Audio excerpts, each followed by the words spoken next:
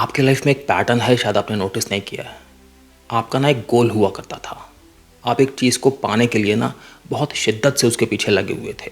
कोई भी चीज़ हो सकती है, चाहे एक फ़ोन हो, चाहे कोई इलेक्ट्रॉनिक्स आइटम हो, चाहे एक नया घर हो, चाहे एक प्रमोशन हो, चाहे एक रिलेशनशिप हो, एक अचीवमेंट हो।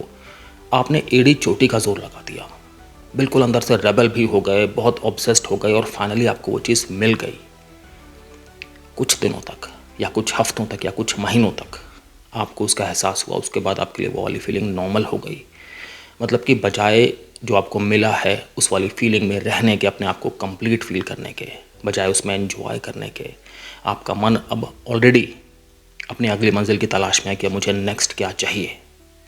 देख रहे हैं ये माइंड का किस तरह का एक ट्रैप है। इसे हम कहते हैं हेडोनिक अडेप्टेशन। क्या हो रहा है यहाँ पे? जो पहले आपका एक ड्रीम था, एक सपना था, अब आपके लिए बिल्कुल नॉर्मल वाली फीलिंग हो गई है यार। आपके लिए पहले कितना एक्साइटिंग हुआ करता था जिस चीज़ के बारे में सोचना, जिस चीज़ का एक तरह से उपयोग करना, अब आपके लिए बिल्कुल वो एक एक्सपेक्टेड सी चीज़ हो गई है। जो आपके लिए पहले इनफ था, काफ़ी था, अब आपके लिए बिल्कुल ऑर्डिनरी है। वैल्यू ही ख़त्म हो गई है। माइंड यहाँ पर ना एक बहुत डेंजरस इल्यूज़न आपको भ्रम पैदा करके दिखा रहा है। माइंड ये नहीं कह रहा है कि मैं अपने अंदर से अडेप्ट हो गया हूँ इस वाले अचीवमेंट के लिए, अब मुझे चूँकि मेरे अंदर वो अडेप्टेशन आ गया है इसलिए मुझे नए की तलाश है। माइंड ऐसा नहीं कह रहा है। माइंड आपको ये दिखा रहा है कि आपको वाकई में अब आगे और एक गोल सेट करने की ज़रूरत है, क्योंकि आपकी नीड ज़्यादा है। तो पहले ये समझते हैं कि हम इस पैटर्न में क्यों पड़ जाते हैं। उसके बाद फिर मैं आपको ना तरीके बताऊंगा कैसे आप अपने आप को इस पैटर्न से बाहर ला सकते हैं। और आपको मैं 2-4 तरीके नहीं बताऊंगा, मैं आपको कम से कम 15 तरीके बताऊंगा। बिल्कुल साइंटिफिक, बिल्कुल स्ट्रॉन्ग, बिल्कुल प्रैक्टिकल और ज़्यादा मुश्किल भी नहीं है। आपका माइंडसेट इस तरह से बदल जाएगा ना फिर कि आप चीज़ों की वैल्यू करेंगे। तो पहली चीज़ है कि हमारा ब्रेन ना इसी तरह से डिज़ाइंड होता है कि वो बहुत जल्दी से एडजस्ट करता है चीज़ों के साथ में। तो जब भी कोई नई चीज़ आपकी लाइफ में एंटर होती है ना, जो आपको चाहिए थी, तो शुरू में तो ना बहुत पॉजिटिव अपलिफ्टमेंट मिलता है। इमोशंस हमारे बहुत ज़्यादा हाई आते हैं। नॉवल्टी का एहसास होता है, मतलब नएपन का रिवॉर्डेड एहसास होता है। अटेंशन सारी की सारी वहीं रहती है। लेकिन इतनी इंटेंसिटी कंटिन्यू नहीं रह पाती। ब्रेन फिर यूज टू हो जाता है, तो वो सारा का सारा फिर एक्साइटमेंट अपने आप फेड होने लग जाता है। तो यहाँ पर साइकोलॉजिकली क्या हो रहा है कि किसी भी चीज़ की जब नॉवल्टी ख़त्म हो रही है ना, मतलब किसी चीज़ के नएपन होने का एहसास मन में कम होता जा रहा है ना, तो हम उसे इस तरह से लेना स्टार्ट कर देते हैं कि उसकी वैल्यू कम हो रही है। एक और बात है कि जो हमारा ब्रेन है ना, ये बहुत सेंसिटिव होता है किसी भी तरह के चेंज के लिए, किसी भी तरह के बदलाव के लिए। तो आपके जीवन में किसी भी वस्तु का, किसी भी व्यक्ति का आगमन हुआ जो आपको अच्छा लग रहा है, तो ये एक चेंज है ना, तो आपका ब्रेन यहाँ पर बहुत इंटेंसली फील करेगा, बजाय कि आपके जीवन में कोई चीज़ लगातार बहुत टाइम से है। क्योंकि जो चीज़ है तो उसमें कोई चेंज तो नहीं हो रहा ना, वो तो आपके पास है ही, ये अपने आप में एक स्टैंडर्ड फिक्स हो चुका है। तो ब्रेन ज़्यादा इंटेंस कब फील करता है? जब हमारे जीवन में कोई परिवर्तन घटित होता है। हमारा ब्रेन इस तरह से बना हुआ है कि किसी भी चीज़ में ना वो हमेशा कॉन्ट्रास्ट ढूंढता रहता है, हमेशा बिफोर और आफ्टर का कंपैरिजन करता रहता है कि पहले क्या था, अब आगे क्या है।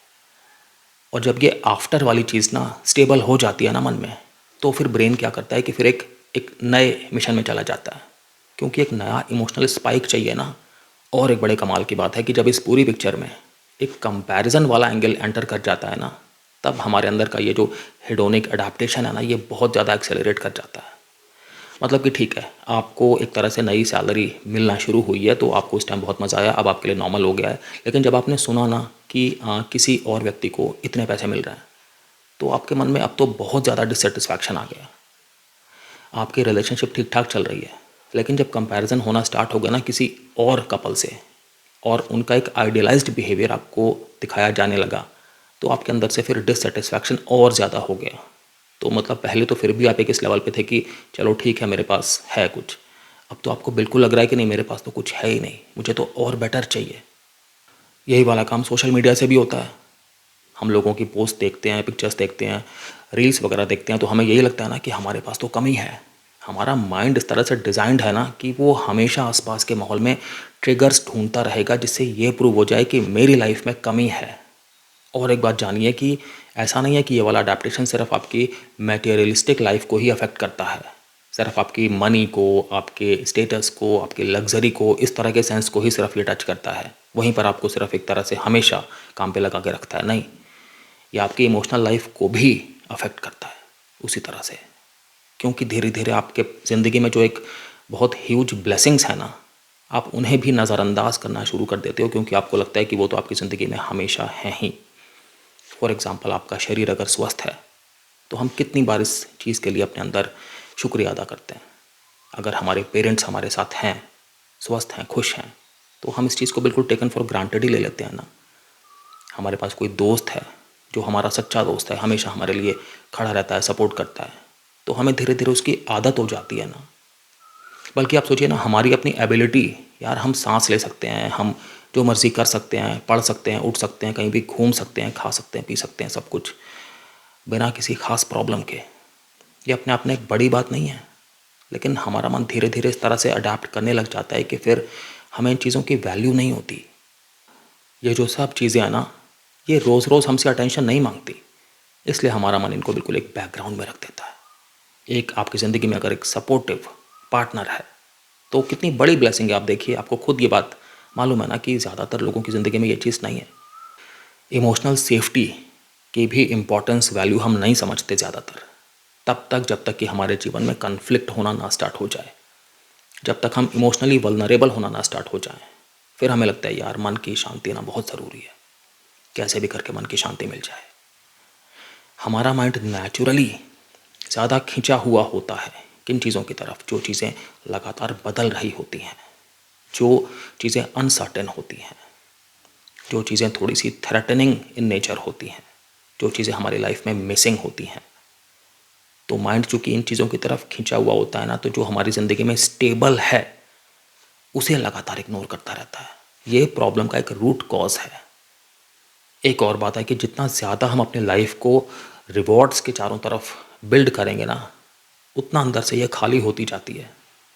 तो जितना ज़्यादा हम चेज़ करते हैं ना मनी को, कंफर्ट को, कि हमें एक तरह से लोगों से प्रेज़ बहुत ज़्यादा मिले, हमारी प्रोडक्टिविटी बहुत ज़्यादा हो जाए, हमें स्टिमुलेशन बहुत मिले किसी भी चीज़ को, अपनी अपीयरेंस को लेकर के, लग्जरीज़ को लेकर के, उतना ज़्यादा क्या होता है कि आपका माइंड आपको हमेशा और आगे की एक गोल पोस्ट दिखाता रहता है। तो इसमें क्या होता है कि आपकी जो इमोशनल सेटिस्फैक्शन वाली चीज़ है ना, उसमें बहुत डिमिनिशिंग रिटर्न्स आते हैं। ये भी चीज़ है कि शायद पहली बार आपने कोई ऐसी चीज़ जब अचीव करी है तो आप फिर भी शायद थोड़े ज़्यादा टाइम के लिए इमोशनली सेटिस्फाई थे, उसके बाद आपकी ज़िंदगी में कांस्टेंट वाली फेज़ आने लगी। लेकिन शायद जब आप अगली बार अचीव करेंगे ना, तो फिर आपका जो इमोशनल सेटिस्फाइड वाली फेज़ थी वो और कम टाइम के लिए होगी, और ये वाला पैटर्न अपने आप को रिपीट करता रहेगा। तो इसमें सबसे बड़ी कॉस्ट आप क्या दे रहे हैं? ठीक बात है, आपका प्लेजर तो अंदर से फेड हो ही रहा है, ठीक है, आपको अंदर से एक वो वाला एहसास नहीं हो रहा कि संतुष्टि का। लेकिन यहाँ पर पता है मेन चीज़ क्या है कि आपकी लाइफ ही आप जी नहीं पा रहे हैं, क्योंकि आपको हमेशा ऐसा लगता है ना कि मैं ये अचीव कर लूँगा तब मैं सेटिस्फाई हो जाऊँगा, मैं यहाँ तक अगर पहुँच गया तो उसके बाद मैं रिलैक्स हो सकता हूँ। लेकिन वो वाला मौका आता ही नहीं, क्योंकि जैसे ही आप वहाँ पे पहुँचते हैं माइंड आपको फिर एक नया गोल दिखा देता है। अब स्टेप्स की बात करना शुरू करता हूँ कि कैसे स्टेप से हम बाहर निकले हैं।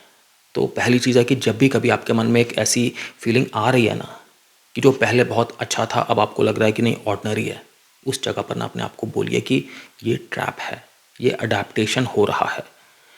साइकोलॉजी में एक प्रिंसिपल है जो बिल्कुल रियल लाइफ में काम करता है कि जब भी कभी हम किसी फीलिंग को लेबल कर देते हैं ना, उस टाइम पर ही हम नोटिफाई कर देते हैं ना कि नहीं ऐसा हो रहा है, वो वाली फीलिंग पे जो हमारा एक अनकॉन्शियस का कंट्रोल है वो कम हो जाता है। हमारे अंदर के सिस्टम का जो बिलीफ है ना कि वो वाली फीलिंग ट्रू है, वो वाला बिलीफ ना कमज़ोर हो जाता है। आप एग्जांपल के तौर पे देखिए, अगर किसी पेशेंट को डायबिटीज़ है तो नॉर्मली उन्हें मीठा खाना मना होता है, लेकिन अगर किसी व्यक्ति की ऐसी आदत है कि वो फिर भी रह नहीं सकते, रोज़ रात में जाते हैं चुपचाप से फ्रिज खोलते हैं, अंदर से मिठाई निकालते हैं, खा लेते हैं, चलता रहा ये। उन्हें किसी ने बोला कि अपनी इस फीलिंग को ना आप जब मन में आती है ना तो उसे आप एक बार अपने आप को बता दो कि मैं चोरी कर रहा हूँ। उन्होंने ये करना स्टार्ट किया। अब जब भी वो मिठाई निकालते हैं अपने आप से बोलते हैं ये मैं चोरी कर रहा हूँ, ये मैं गलत कर रहा हूँ। अब उनकी वो जो आदत है आप खुद समझिए ना धीरे धीरे कमज़ोर होगी, क्योंकि पहले जो नॉर्मल था उनके लिए अब उन्होंने उसमें क्वेश्चन मार्क लगा दिया है ना कि नहीं ये जो मैं कर रहा हूँ ये गलत है। और आप क्या करिए कि वो जो बिफोर वाली स्टेट थी ना, जब आपके जीवन में ये व्यक्ति या ये वस्तु या ये अचीवमेंट नहीं था, अनुपस्थित था, तब आपके मन की क्या स्टेट थी, एक बार वो विजिट करिए। मैंने कहा था ना, ब्रेन हमेशा बिफोर और आफ्टर में कंपैरिजन करता रहता है। तो जब आप उस बिफोर स्टेट पे जाएंगे, सोचेंगे, ऑब्जर्व करेंगे ना, तो आप समझ पाएंगे कि उस टाइम पर मुझे कितना ज़्यादा एक पुश था कि मैं कैसे भी करके ये अचीव करूं, कैसे भी मेरे जीवन में ये घटना घटित हो। जब आप समझ पाएंगे ना कि आपके अंदर कितनी तीव्रता थी, आपके इमोशन में कितनी लालसा थी आपकी, और आपको वो मिल गया फाइनली, ये वाला रियलाइजेशन आएगा तब। तो यहाँ पर आप क्या कर रहे हैं कि आप वो जो बिफोर और आफ्टर के बीच में एक कॉन्ट्रास्ट है ना, उसको दोबारा देख रहे हैं, ताकि जो आफ्टर वाली चीज़ है वो ब्रेन नॉर्मलाइज ना कर दे, क्योंकि ब्रेन ने अभी अभी एक्सपीरियंस किया है वो बिफोर वाले इमोशंस। तो अब वो आफ्टर वाले इमोशंस को एक उसी हिसाब से समझेगा कि नहीं, इसको तो बहुत ज़्यादा नीड थी, चाहिए था, इसे मिल गया, लेट मी वैल्यू इट। और आप क्या करिए कि आप ग्रैटिट्यूड शो करिए, अपने बिहेवियर का पार्ट बनाइए इसे। ग्रैटिट्यूड का मतलब हो गया कि एक तरह से आभार व्यक्त करना, शुक्राना अदा करना, मतलब थैंकफुल होना। तो ग्रैटिट्यूड भी किस तरह का, कि जेनरिक ग्रैटिट्यूड नहीं कि हाँ आई एम थैंकफुल कि मेरी लाइफ में सब कुछ ठीक है, ऐसे नहीं। स्पेसिफिक ग्रैटिट्यूड, फॉर एग्जांपल कि मैं बहुत ब्लेस्ड हूँ कि मेरी बॉडी फिट है, हेल्दी है। फॉर एग्जांपल कि मैं बहुत ब्लेस्ड हूँ, बहुत अच्छी सिचुएशन में हूँ कि जो मेरा पार्टनर है मेरा बहुत ध्यान रखता है, बहुत केयरिंग है। फॉर एग्जांपल कि मैं ब्लेस्ड हूँ कि मैं ये वाला घर अफोर्ड कर पा रहा हूँ, ये वाली जॉब मैं कर पा रहा हूँ। जब भी हम कभी इस तरह से किसी चीज़ की वैल्यू अप्रिशिएट करते हैं ना, हमारा मन भी उस चीज़ को रजिस्टर करता है कि ये वाली चीज़ इस व्यक्ति के लिए अभी भी बहुत इंपॉर्टेंट है। और क्या करना है आपको कि जो आपके ब्रेन के अंदर एक जो रिवॉर्ड सिस्टम है ना, उसको बहुत ज़्यादा फ्लडेड मत होने दीजिए, मतलब उसे ओवरवर्क मत होने दीजिए। अगर आपकी लाइफ इस तरह की है ना कि जहाँ पर एक कांस्टेंट चेज़ है चीज़ों के लिए, जहाँ पर कंजम्पशन बहुत ज़्यादा है, जहाँ पर हमेशा कंपैरिजंस होते रहते हैं, जहाँ पर ओवर स्टिमुलेशन बहुत ज़्यादा है, अंदर से सेटिस्फैक्शन ही नहीं होता है, हमेशा नॉवेल्टी चाहिए, हमेशा एक रिवॉर्ड चाहिए, तो आपके लिए बहुत इंपॉर्टेंट है कि आप प्लीज़ यहाँ पर स्लो डाउन करिए, प्रॉब्लम को समझिए। जब भी कभी आप कुछ इम्पल्स शॉपिंग करते हैं ना, अपने उस बिहेवियर को आप रोकिए, कोशिश करिए। बहुत ज़्यादा ये मत करिए कि आप हमेशा कुछ ना कुछ एंटरटेनमेंट के लिए देख ही रहे हैं। अपनी स्क्रोलिंग थोड़ा सा कम करिए, थोड़ा कंटेन रखिए, ताकि हमेशा आपके मन में कंपैरिजंस ही ना आते रहें कि यहाँ पर ये चीज़ लॉन्च हो गई है, इसके पास ये आ गया है, तो आपका मन भी हमेशा बोले कि मुझे भी ये चाहिए, मुझे भी ये चाहिए। अपना स्टिमुलेशन कैसे भी करके कम करना पड़ेगा आपको। बहुत इंपॉर्टेंट है आपके लिए कि आप हमेशा अपने अंदर एक अपग्रेड की ही तलाश में ना हों। मतलब लाइफ में कितने सारे अनुभव होते हैं, हर एक्सपीरियंस स्टिमुलेशन देगा हमें, ये ज़रूरी नहीं है प्लीज़, ये एक बहुत एक एंडलेस चीज़ है ये। और आप क्या करिए कि अपना माइंडसेट ऐसा बनाइए कि आपके लिए चीज़ों का, अनुभवों का एहसास लेना ज़रूरी है। हमारे ब्रेन की अटेंशन बहुत जल्दी जल्दी यहाँ वहाँ भागती है ना, उससे क्या होता है कि हमारा माइंड बहुत जल्दी जल्दी अडेप्ट करने लग जाता है, चीज़ों को नॉर्मल समझने लग जाता है। तो आप अपनी डेली रूटीन में ना थोड़ा प्रैक्टिस करना स्टार्ट करिए कि अगर आप कोई एक स्वादिष्ट खाना खा रहे हैं, थोड़ा इस बात पे आप ध्यान दीजिए कि खाना कितना टेस्टी है। अगर आप किसी के साथ में एक मीनिंगफुल कन्वर्सेशन कर रहे हैं जो आपके लिए फुलफिलिंग हो रही है, तो बीच में थोड़ा पॉज लीजिए और उस मोमेंट को अपने अंदर एंजॉय करिए, सेटिस्फाइड होइए। आपकी लाइफ में जब कोई प्रॉब्लम सॉल्व हुई होगी, जब कोई डिफ़िकल्टी ख़त्म हुई होगी, तो कितना रिलीफ़ आया होगा ना। उस वाले रिलीफ़ को प्लीज़ हमेशा एहसास करिए, उसके साथ बने रहिए, उसकी वैल्यू करिए। अगर आपकी लाइफ स्टेबल चल रही है, इस चीज़ को भी अप्रिशिएट करिए कॉन्शियसली, एक्टिवली, बजाय कि सिर्फ अगले मोमेंट पे ध्यान देने की कि लाइफ में नेक्स्ट क्या हो रहा है। बहुत से लोग ऐसे होते हैं कि जिनकी लाइफ में एक मेन इमोशनल स्ट्रैटेजी क्या होती है कि इमोशनली मुझे अच्छा महसूस हो, इसके लिए ज़रूरी है कि मुझे आगे कांस्टेंट कुछ गेन हो रहा है। मतलब उनका फोकस ही उस तरफ रहता है कि मुझे आगे क्या मिल रहा है। इससे उनके जीवन में आशा बनी रहती है, उन्हें मोटिवेशन बना रहता है, तो उन्हें लगता है कि सब कुछ सार्थक है। बट ये वाला सिस्टम आपको अपने जीवन में अप्लाई नहीं करना चाहिए। आप अपने जीवन में अपने इमोशनल रेगुलेशन के लिए, अपने इमोशनल नरिशमेंट के लिए बाकी चीज़ों पर भी ध्यान दीजिए जो बहुत ज़्यादा इंपॉर्टेंट है। For example rest, for example deep work. एक अच्छा, एक मीनिंगफुल रूटीन बहुत इंपॉर्टेंट होता है कि उस रूटीन में हम कुछ एक ऐसे काम कर रहे हैं जिनसे हमें अच्छा लगता है, मन में शांति मिलती है। देखिए कितना इसमें आपको इमोशनल नरिशमेंट मिलेगा। साइलेंस में कितनी ताकत होती है। है ना। माइंडफुलनेस में कितनी ताकत होती है, इन चीज़ों को प्रैक्टिस करिए ना। प्रेयर्स में कितनी ताकत होती है, अगर आप पूजा पाठ करते हैं तो उन चीज़ों से भी आपको एक बहुत अच्छा इमोशनल नरिशमेंट मिल सकता है। तो आपको हमेशा एक चेज़ साइकिल में नहीं रहना है कि व्हाट नेक्स्ट। जो आपके पास चीज़ें हैं ना अवेलेबल, आप जाइए ना, उठ करके कहीं पर वॉक करिए, थोड़ी फिजिकल एक्टिविटी करिए, लोगों से मिलिए, लोगों के पर्सपेक्टिव जानिए, जो लाइक माइंडेड लोग हैं, आपको अंदर से बहुत अच्छा लगेगा। जो भी आपकी हॉबीज़ हैं वहाँ पर आप टाइम निकालिए। जो भी काम करके आपको अच्छा लगता है, मन में शांति की अनुभूति आती है, खुशी आती है, पढ़ना, म्यूज़िक होना, ट्रैवलिंग करना, फोटोग्राफी करना, कुछ भी, कुकिंग करना, करिए ये सारे काम, ताकि आपका इमोशनल नरिशमेंट हमेशा उस चीज़ पे ना डिपेंड करे कि आपकी लाइफ में आगे क्या अपग्रेड हो रहा है। और आप क्या करिए कि आप जर्नलिंग करिए। साइंस में बिल्कुल प्रूवन है कि जर्नलिंग करने से हमारे थॉट्स बहुत क्लियर होते हैं, हमारी एक जो विजिबिलिटी है ना वो रिस्टोर होती है, हम चीज़ों को सही से देख समझ पाते हैं। तो आप प्लीज़ ट्रैक करिए कि आपके लिए क्या बिल्कुल नॉर्मल हो गया है, कौन सी ऐसी थी चीज़ की पहले आपको उसे पाने के लिए आपका एक सपना था, एक ड्रीम था, आज आपके पास है तो आपको वो नॉर्मल लग रही है। उस टाइम पे आपको मिल गई होती तो कितना ऑसम हुआ होता आपके लिए। आप लिखिए ना कि कौन सी ऐसी डिफ़िकल्टी थी पहले आपकी लाइफ में जो अब ख़त्म हो गई है और आप इस चीज़ को अप्रिशिएट ही नहीं कर रहे हैं। आप नोटिस करिए, लिखिए ना कि आपकी लाइफ में कौन सी स्किल, कौन सी स्ट्रेंथ, कौन सा कंफर्ट अब है जो पहले नहीं था। तो आपको उसकी वैल्यू करनी चाहिए ना। और आपको क्या करना है कि कंपैरिजंस को बड़ी केयरफुली हैंडल करिए अपनी ज़िंदगी में। कंपैरिजंस को जितना हो सके अंदर एंट्री ही मत लेने दीजिए। कंपैरिजन का मतलब ये नहीं कि सिर्फ कोई और व्यक्ति आपका कंपैरिजन कर रहा है किसी के साथ में, नहीं, आपका अपना माइंड भी कंपैरिजंस करता है और बहुत ज़्यादा हार्श कंपैरिजन करता है लोगों के साथ में। स्पेशली आज ये जो सोशल मीडिया का ज़माना है ना, हमें बाय डिफ़ॉल्ट लगने लग जाता है कि हर व्यक्ति हमसे ज़्यादा सक्सेसफुल है, ज़्यादा संतुष्ट है। और जब भी कभी किसी भी एक एस्पेक्ट में, किसी भी एक सब्जेक्ट के बारे में मन में कंपैरिजन उमड़ रहा है ना किसी के साथ, तो ये सोचें एक बार कि अगर मैं इस व्यक्ति को हटा दूं, अगर मैं यहाँ पे कंपैरिजन की फीलिंग को ख़त्म कर दूं, तो क्या जो मेरे पास अचीवमेंट है, क्या ये मेरे लिए वैल्यूएबल है, क्या ये मेरे लिए ज़रूरी है। अगर है तो बस आप वहीं पे रुक जाइए, आपको आंसर मिल गया है कि चूँकि यहाँ पे कंपैरिजन वाली चीज़ सेट इन हो गई थी ना, इसलिए आपको लग रहा था कि अभी आपके पास ज़्यादा कुछ है नहीं। और क्या करना है कि जो भी हमारे लिए पॉजिटिव एक्सपीरियंसेस होते हैं ना, जहाँ पर हमें अच्छा लगता है, शांति मिलती है, उनको थोड़ा सा वैरी करिए। मतलब कि उनमें थोड़ी विविधता लाइए। कोर नेचर सेम होना चाहिए, बट आपको अलग अलग तरह से कुछ एक चीज़ ट्राई करनी चाहिए, बजाय इसके कि आपने वो वाली एक्टिविटी उसी तरह से कर रहे हैं, बस आप उसे लगातार इंटेंसीफाई करते जा रहे हैं। क्योंकि साइंटिफिक रिसर्च में पता लगता है कि जब भी कभी हमारी लाइफ में वैरायटी आती है ना, किसी भी ऐसे एक्सपीरियंस में जो हमें अच्छा लगता है, तो वहाँ पर ये जो हेडोनिक अडाप्टेशन है ना, ये फिर धीरे धीरे सेट इन होता है, जल्दी नहीं होता।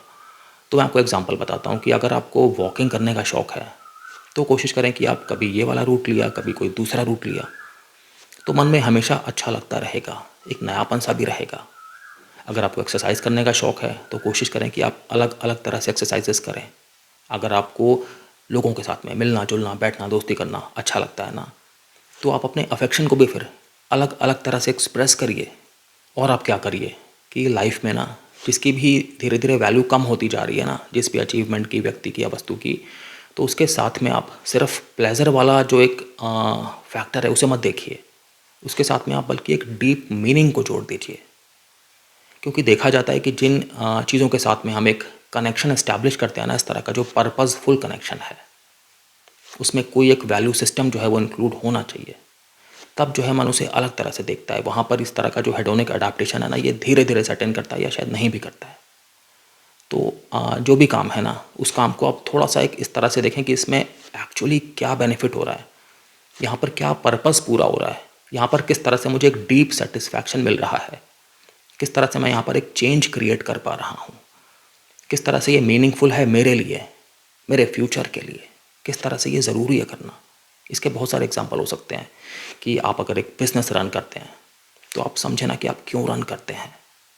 तो जब आप उस चीज़ के साथ में कनेक्ट करेंगे ना, फिर अगर रोज़ रोज़ का बिज़नेस बोरिंग भी है, तब भी आपको प्रॉब्लम नहीं होगी, आप फटाफट स्विच करने के बारे में नहीं सोचेंगे। और आपको क्या करना है कि ये देखना है, नोटिस करना है कि आप प्रॉब्लम को मिसडायग्नोस तो नहीं कर रहे हैं। मतलब कई बार हमें लगता है कि हमें एक वस्तु की ज़रूरत है, लेकिन अगर आप बैठ के ना थोड़ा ढंग से एनालाइज़ करेंगे ना, तो आप समझ पाएंगे कि एक्चुअली आपको ज़रूरत नहीं है, सिर्फ आपको उस टाइम पर, उस मोमेंट पे ऐसा एहसास हो रहा था। ये वाली चीज़ मेरे साथ तो बहुत होती है। मुझे बुक्स का बहुत शौक़ है, मैं किंडल पे भी बुक्स ख़रीदता रहता हूँ, पेपर बैग्स भी लेता रहता हूँ। तो लेकिन फिर मुझे एहसास हुआ कि मेरे पास अनरेड बुक्स जो है ना, जो पढ़ी नहीं गई हैं अभी, उनका संग्रह बढ़ता ही जा रहा है। तो फिर मैंने जब भी मुझे अब एक इम्पल्स आती है ना, मैं रोकता हूँ अपने आप को कि अनलेस बहुत ज़रूरी है तब तक मैं नहीं लूँगा उसे। तब तक मैं अपना फोकस रखूँगा कि जो मेरे पास इतनी किताबें हैं ना, अलग अलग ऑनर की, उन्हें पढ़ने के लिए टाइम निकालूँ ना मैं, वहाँ से मैं प्लेजर लूँ ना, शांति की अनुभूति लूँ ना। और आप क्या करिए कि एक पैटर्न ऐसा बनाइए, एक रिदम ऐसी बनाइए कि जिसमें आपके पास अवेलेबिलिटी कांस्टेंट ना हो। कुछ एक पीरियड्स हों जब आपके पास एब्सेंस हो, मतलब कि आपके पास वो चीज़ नहीं है, वो व्यक्ति नहीं है। इससे क्या होगा कि आपके अंदर वैल्यू ज़्यादा हो जाएगी। तो आप इसमें कई तरह की चीज़ें कर सकते हैं। अगर आप एक बहुत कंफर्टेबल घर में रहते हैं तो आप कुछ टाइम के लिए ना, 2-4 दिनों के लिए सही, किसी थोड़ा सा ऑर्डिनरी जगह पे जाइए। जब आप वहाँ पे रह के आएंगे तो आपको अपने घर की वैल्यू फिर ज़्यादा हो जाएगी। अगर आप किसी एक ऐसी रिलेशनशिप में हैं जहाँ पे कि आपके पार्टनर बहुत सपोर्टिंग है, बहुत लविंग है, तो कोशिश करें कुछ टाइम के लिए कि आप एक दोनों छोटा सा ब्रेक लें। आप लोग शायद ज़्यादा अच्छे से एक दूसरे को फिर वैल्यू कर पाएंगे कि हाँ, मेरी ज़िंदगी में ये हैं तो कितना अच्छा है सब कुछ, कितना कितना सपोर्टेड है, कितना वैल्यूड है। आपको लगता है ना कि आपका जो फ़ोन है ये पुराना हो गया, आपको नया फ़ोन ले लेना चाहिए। प्लीज़ 2-4 दिनों के लिए फ़ोन अपना साइड में रखिए ना। उसके बाद आपको लगेगा कि कोई भी फ़ोन हो, मेरे पास फ़ोन तो होना चाहिए। तो जब आप ये रिदम बनाएंगे ना एब्सेंस की और प्रेजेंस की, तो फिर यहाँ पर आपके पास जब वो चीज़ प्रेजेंट है ना, आपको उसकी वैल्यू ना फील भी ज़्यादा होगी, आप उसे अंदर तक अप्रिशिएट भी कर पाएंगे। और आप क्या करिए कि अपने मन में ना सवाल पूछिए कि मेरे लिए इनफ क्या है, मतलब मेरे अंदर की पूर्ति कितने में हो जाएगी। फॉर एग्ज़ाम्पल कि मुझे कितनी इनकम चाहिए, फॉर एग्ज़ाम्पल कि मैं ये पर्टिकुलर एक्टिविटी महीने में कितने घंटे करना चाहता हूँ। जब इस तरह से आपको ही एक फ़िगर पता लग गई ना, एक नंबर आपके पास आ गया ना, फिर ठीक है। फिर अडैप्टेशन जो है वो सर्टेन शायद नहीं होगा या धीरे धीरे होगा, क्योंकि आपको ये पता है कि मेरी एक बेस लाइन की रिक्वायरमेंट इतनी है। और आप क्या करिए कि जब भी कभी कोई मीनिंगफुल अचीवमेंट आपकी लाइफ में हो रहा है ना, उस जगह पर आप अपने आप को रोकिए और उन मोमेंट्स को अपना बड़े ठीक से सेवर करिए, मतलब कि उनका एहसास आप अपने अंदर तक लीजिए। अगर हम उस जगह पे एहसास अंदर तक नहीं लेंगे ना, तो वो मोमेंट्स बहुत जल्दी ख़त्म हो जाएंगे, इनविजिबल हो जाएंगे। हम फटाफट अपने नेक्स्ट टारगेट की तरफ, नेक्स्ट गोल की तरफ मूव कर चुके होंगे। कोई काम ख़त्म हुआ है ना अभी, तो रिलैक्स होके बैठिए, वो रिलीफ को ना थोड़ा सा एक्सपीरियंस करिए। और आप क्या करें कि अपने माइंड को ट्रेन इस तरह से करें कि लाइफ में स्टेबिलिटी को बहुत इंपॉर्टेंस दें, कि जो भी स्टेबल गुड है वो चाहिए मुझे, जो भी अनस्टेबल गुड है वो नहीं चाहिए मुझे, क्योंकि मेरे लिए स्टेबिलिटी बहुत इंपॉर्टेंट है। तो इसलिए एक रिलायबल रिलेशनशिप मेरे लिए बहुत इंपॉर्टेंट है, एक पीसफुल मोमेंट मेरे लिए बहुत इंपॉर्टेंट है, एक फंक्शनिंग बॉडी मेरे लिए बहुत इंपॉर्टेंट है, एक हेल्दी माइंड मेरे लिए बहुत इंपॉर्टेंट है, क्योंकि ये सब की सब चीज़ें जो हैं ये मेरी लाइफ में मुझे स्टेबिलिटी प्रदान करती हैं। ऐसा बिल्कुल भी नहीं है कि लाइफ में जो भी चीज़ें आपके लिए वैल्यूएबल हैं, आपके लिए इम्पॉर्टेंट हैं, उन्हें पाने के लिए आपको एक ड्रामेटिक एफर्ट करना ही पड़ेगा, उन्हें पाने के लिए आपको इमोशनल स्पाइक्स के थ्रू गुजरना ही पड़ेगा। ऐसा कोई रूल नहीं है।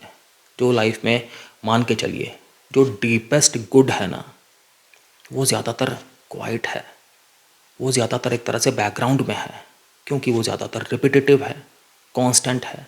तो उसे अप्रिशिएट करिए, उसे ढूंढ के निकालिए। और क्या होता है, कई बार ना हम अपने अंदर से चूँकि सही नहीं फील कर रहे होते, इसलिए भी हमें लगता है कि हम ये वाली चीज़ खरीद लेते हैं। एक तरह से वो कंपल्सिव परचेज़ होती है, एज अ कंपनसेशन। लाइफ में होता है ना, जब कभी हम बहुत ज़्यादा बोर फील कर रहे हैं या बहुत ज़्यादा हम थके हुए फील कर रहे हैं, बहुत ज़्यादा डिस्कनेक्टेड फील कर रहे हैं, बहुत ज़्यादा अंदर से खाली महसूस कर रहे हैं, तो हमारे अंदर फिर ये वाली टेंडेंसी आ जाती है कि अब मैं कुछ एक सामान खरीद लेता हूँ। हम शॉपिंग पे चले जाते हैं या हम ऑनलाइन शॉपिंग कर लेते हैं। आप यहाँ अपने आप से पूछिए ना कि आपकी रियल में अंदर से नीड क्या है, क्या चाहिए आपको जिसकी तलाश में आप हैं। पहले आप उस नीड को आइडेंटिफाई करिए ना कि आपको रेस्ट चाहिए, या आपको रिलीफ चाहिए, या आपको होप चाहिए, कनेक्शन चाहिए, रिकॉग्निशन चाहिए, इमोशनल सेफ्टी चाहिए, कोई पर्पस चाहिए, किसी भी चीज़ का डीप मीनिंग आप नहीं समझ पा रहे हैं, आपको चाहिए, किसी चीज़ से आप एडजस्ट नहीं कर पा रहे हैं, इसलिए आप ये सब कुछ कर रहे हैं। तो पहले अपना एक तरह से रूट कॉज में जाइए, अपने आप के साथ में बिल्कुल एक ऑनेस्ट वार्तालाप करिए। तो अगर आपने वीडियो यहाँ तक देख लिया है ना, तो थैंक यू सो मच। आप मेरी कोर ऑडियंस हो, एंड आई एम श्योर कि आपको इस वीडियो से कुछ एक टिप्स पता लगे होंगे कि लाइफ में कहाँ पर अभी सुधार की गुंजाइश है और किस तरह से करनी है। अगर इस प्रॉब्लम के साथ में आप नहीं डील कर रहे हो ना, तो आप शायद यहाँ तक नहीं पहुँच पाते। और ये प्रॉब्लम है भी बहुत ज़्यादा वाइड स्प्रेड है, बहुत ज़्यादा है। और हमें इस तरह की चीज़ों के लिए ना अपने आप को कॉन्स्टेंटली थोड़ा सा स्टार्टिंग में अलर्ट रखना पड़ता है। तभी मैंने सारे पैटर्न्स बताए कि ऐसा मन में क्यों होता है, इस तरह की भावना उपजती ही क्यों है। जितने भी मैंने स्टेप्स बताए, आई एम श्योर कि आप उनमें से कुछ एक स्टेप्स भी अगर इस्तेमाल करेंगे तो आप फ़र्क देख पाएंगे। तो अगर आपको वीडियो अच्छा लगा प्लीज़ इसे लाइक करिएगा। अगर आपने अभी तक मेरे चैनल को सब्सक्राइब नहीं किया तो प्लीज़ सब्सक्राइब भी करिएगा। किसी के साथ भी शेयर करके अगर हेल्प हो सकती है तो प्लीज़ शेयर करिए। Thank you so much.